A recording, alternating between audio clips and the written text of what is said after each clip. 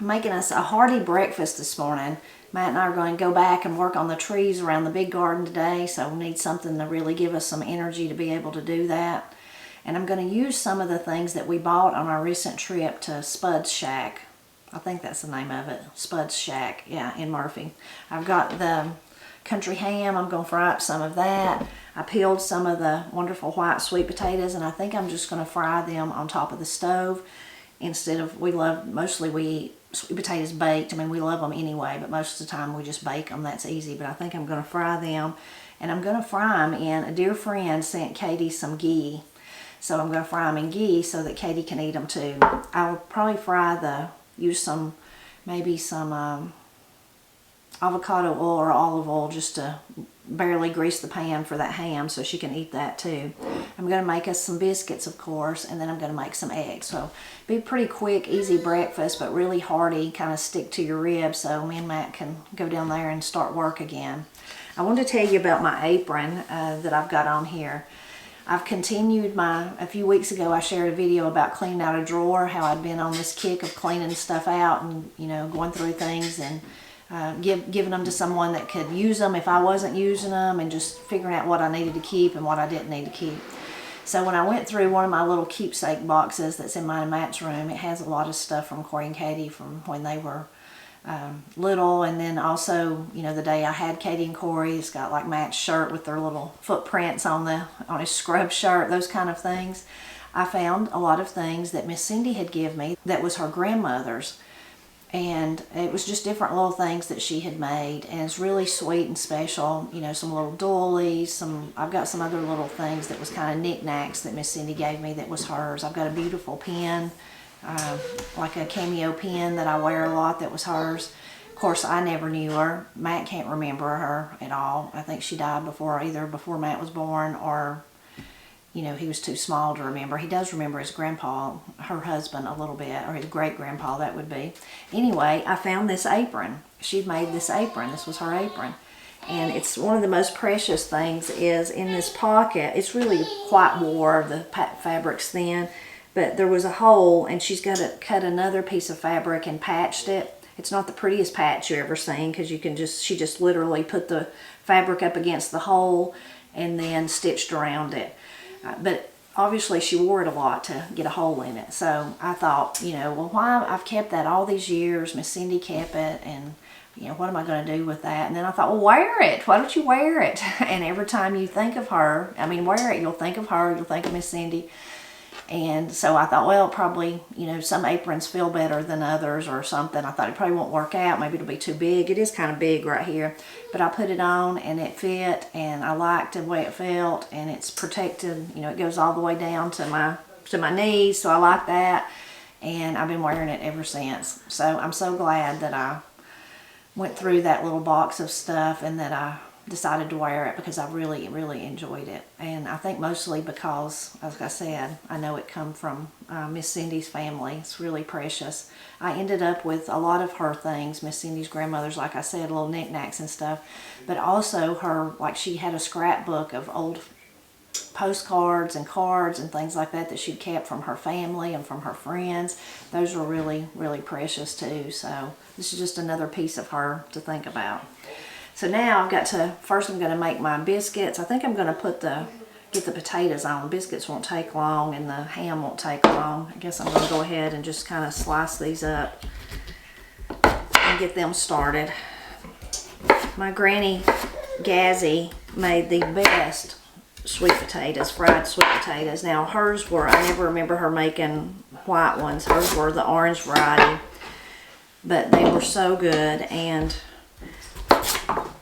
I don't know what she did. I do know, Granny's told me, but I just can't never get mine to taste like that. And Granny said, well, don't worry, I couldn't either, and I just quit trying. So she just quit trying to get them to taste like Granny Gazzy's.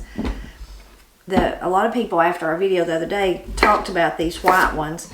So if you've never had a white sweet potato, they were Granny and Pap's favorites, so I grew up eating them, and I like them. They're my favorite. And then last summer, for the first time, Matt and I grew some, so I hope we can do that again this year, or we're planning on it.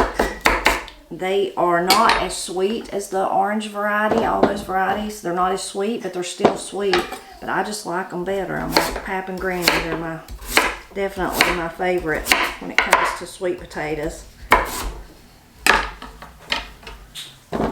And if you're interested in growing them, you could just do a internet search for white sweet potatoes. I think the ones we grew last year were Bonita was the name of them, and find them that way. And if you're wanting to eat some, a produce stand is usually kind of the place I've seen them. I don't think I've ever seen them like in a grocery store, but our local produce stand in Peachtree has them too when they're open. They close during the winter, but when they're open, they usually have the white ones. Okay, I'm gonna get on my biscuits. Before I start on the biscuits though, I am gonna start my potatoes to frying. So a lot of people have asked about ghee since we've talked about it so much. Katie can't because of the baby she's nursing. He's allergic to dairy. Hopefully he'll grow out of that. But ghee is butter that the milk fats, milk solids, whatever you call them, have been removed. They've been like cooked out. So that's why she can do the ghee and not the butter.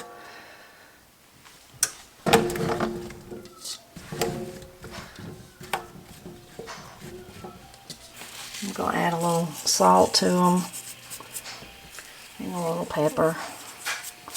And I'm going to let them fry for a few minutes and then I'll cover them to encourage them to cook all the way through. Now I'm going to get the biscuits going. The potatoes are taking longer than I thought they would, so while they're cooking, I've cleaned up the kitchen and now I'm going to make, we're still drinking kefir water, we still love it, so today's the day I need to make some. So I'm going to use this pineapple that it's hanging out in the refrigerator. Somebody needs to eat up, so I'm going to use it for the kefir. I'm going to pour the juice in there. Going to add some sugar, and then add my kefir water that has been fermenting on its own, that just has the kefir grains in it. If you've never heard of kefir, this is a fermented drink. Now I have a video where I tell all the details about it. When I've been making it I don't know, a little bit when I did that, but you can go back, I'll link to that and you can go back and watch it. As with most things you do, I've even shortened my steps since then, but that's a good place to start. If you've never heard of it or want to know more about it. And it's just a fermented drink that gets kind of fizzy and takes on the flavor of what you put in it. I'll strain the rest of that out and then I add more sugar to those grains and then start the process again.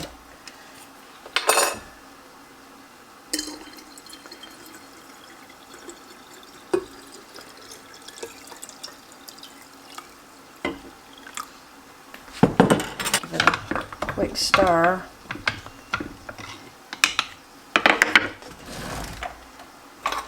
Put a tight lid on it. These lids that I were using to ferment the actual little grains, they have like a air, where air can get to them. This time I want to put it tight so that no air can get in there. That helps with the fizziness. Then I set this back on the counter, or I usually set them on my buffet over there, for at least 2 days and then kind of taste and see if that's how we like it. It takes less time in the summer because it's warmer. In the winter it takes more time is what I've found. And then I'll put it in the refrigerator and we'll drink it till it's gone and then I'll have to make some more. And the pineapple that's left in there, you could eat it, feed it to your chickens or something like that, and you could even use it again in another round of fermenting a drink. You could do that too if you'd like. So these are the little grains there. Put those back in. And a lot of people, when you start learning about kefir, say not to use metal. As you can see, I'm using metal. I discuss all that in that video. You can watch it if you're interested. And then I'll add a little bit more sugar. The sugar just feeds them. And then I'll fill this with water. I'll put my little lid back on it and I'll set it over there to go again. As long as you feed them, they just keep growing and multiplying and getting to be more. You can share with others. I found my chickens like to eat them, so lots of different things that you could do with them. Some people have told me you can even freeze them and then get them back out later. I've not tried that, but I certainly do give them a rest every once in a while. I'll just drain them and put them by themselves with no water in a mason jar and stick them in the refrigerator for a few days and then get them out and restart them again. Give this one a stir and put the lid back on it. Every once in a while your jars get kind of, and even your lids get kind of grody looking, so you have to, I'll change out my jars and wash them and give them a good scrub, but this one's still okay. Now, as far as what kind of flavors, there's all kinds of different things. When we first fell in love with it, it was because a friend had made a blueberry one, and it was so good. That's when I decided I wanted to start making it. I could never achieve the blueberry. I never did get it. But basically, the two, or the few that I make over and over and over, is I make ginger and lemon, and that's just one I make every week. In the summer, I use my lemon balm, and I think that's when it's especially good from the garden. In the winter, I just use part of a lemon to go with the ginger. We like the pineapple, so I make that one. Matt especially likes it. And I love the grape. I love grape, but it's strange. I only like it with the Scoopernong grapes. Like I tried the just grapes I'd get from the grocery store. I did not like it at all. It's just the taste of those Scoopernongs that almost give it a grape knee-high taste.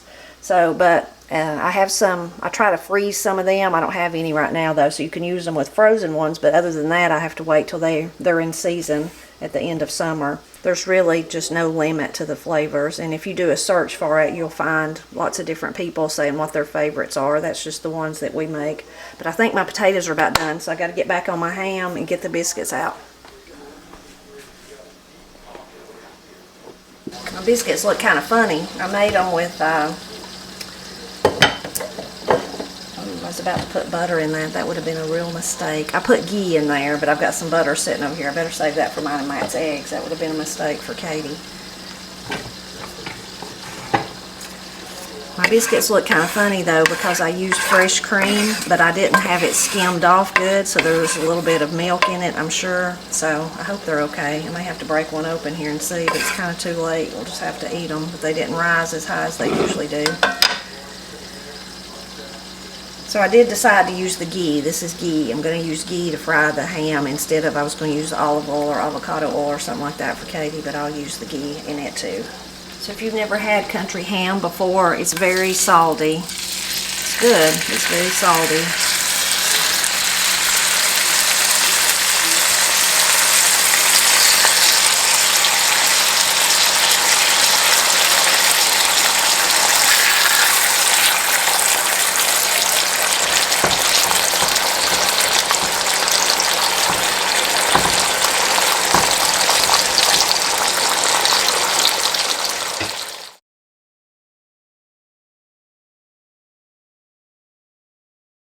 The ham's still cooking. I'm going to turn it over, but we like to have like our ham with little like crunchy bits on it. So often, you see it's getting a little brown, but the nature of it, the way it stands up like that, it's hard to get those little places. So I like to use another frying pan to just really press it down and get some of those little crunchy places on it. They make presses that's made for that specifically, but I always just use another pan. Let's see if that one will fit. Oh yeah, so I just use that to kind of weight it down. Let's see how if that's helping me. Oh yeah.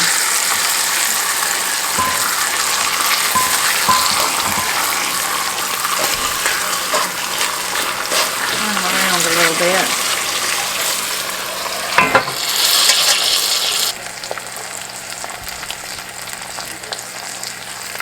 The ham's ready. I'm ready to eat. I got the eggs done.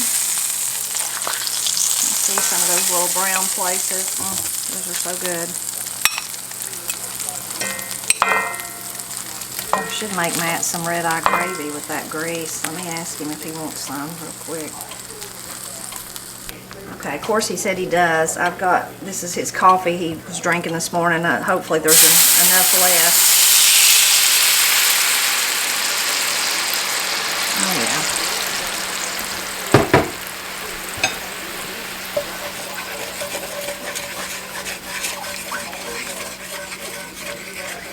Red-eye gravy is just, or for us, it's most often in our experiences made with those drippings from country ham, and it's just coffee. Now other people add flour and different things in it, but we just add the coffee and then let it reduce. And that's it. And really, nobody here cares for it except Matt, but he loves it. I like it okay, the taste, but I can't drink coffee, so I couldn't. It kind of prohibits me from eating it. But I don't like it like Matt does either, though, so.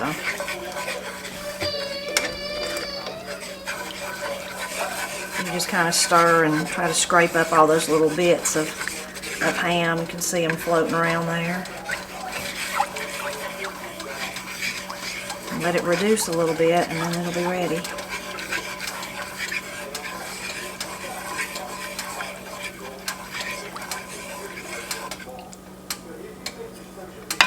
There's so many different folklore and stories you hear about why it's called red eye. This is one of them. You can see it kind of looks like an eye there in the middle. Others say, you know, it's red eye with the coffee, helps you wake up. There's just all different ones. But that's the one I like the best because it kind of, every time I see that, I do think it looks like an eye. I guess it kind of looks like a donut too, though, so there you go. Who knows? Looks pretty good? Yes, it does. Eat this big meal, it's like eating your Wheaties. You'll be ready to go work, right? Probably ready to go to bed. Might be too much. Yeah, it'd be alright. Golly, I like that country ham. It is beautiful stuff. Taters are good too. I've already been nibbling on them. Is that right? Yeah.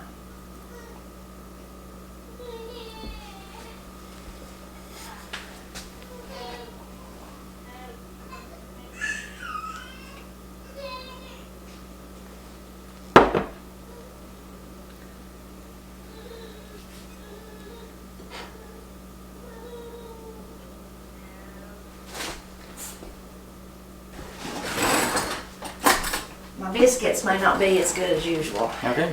Well, because I used the cream off the fresh milk, but since we didn't separate it, it had some milk in it, so Yeah. I don't know. They're kind of chewy. I done tasted one of them. I'm like Matt, I'm excited about the country ham. I'm not so excited about my biscuits though, because they're not as good as usual. I already know. I have some good jelly to go on them, those also from my friend, dear friend. He sent us some jelly. It's grape and cherry, some of it is. I think it all is, but we've not eaten it all, but we've eaten some of it already, and it is really, really good. I would never think to put those together, but it's good. So I'm going to make me a jelly biscuit since I'm not going to do the gravy like that. That will be good. And some of the potatoes, of course.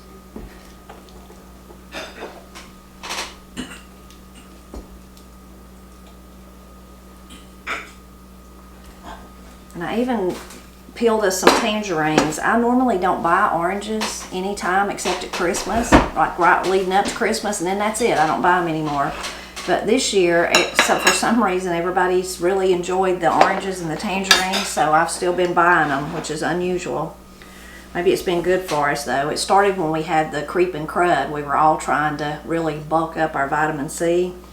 So then we just kept kind of doing that, and people kept asking to get some more of them. So we've enjoyed them more this year than we ever have, which is kind of strange. Okay, I gotta try the potatoes. Secretly, I'll tell you, I've already tried them. They're good.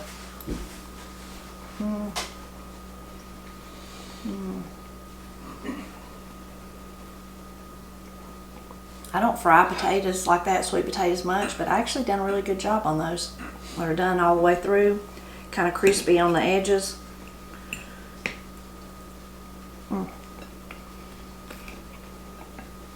Of course, I know the ham will be good too.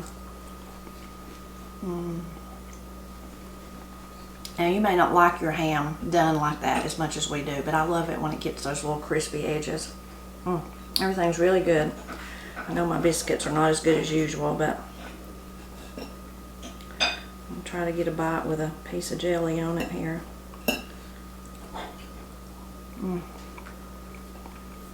Biscuit not so good, jelly really good. You may be like me, I love the sweetness of the jelly with that saltiness of the ham. Sweetness of the sweet potatoes go good with it too. So I hope you enjoyed coming along with me this morning as I cooked this hearty breakfast for me and Matt to go cut trees today and pile brush and all that. And I hope you enjoyed seeing what we got on our recent trip too. That country ham is so good. I've got one more pack of it in the refrigerator, and I didn't cook all of it, so I've got a little bit more. We might have that for breakfast in the morning, and then I've got that other pack, but we don't eat it very often even though we like it. I'm always glad when you stop by to help me celebrate Appalachia.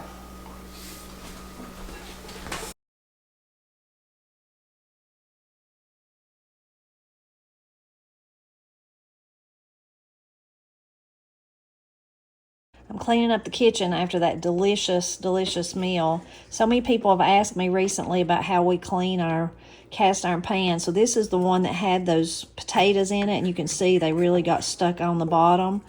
So I like to just put a little bit of water in there and kind of simmer it slowly and scrape with a wooden utensil.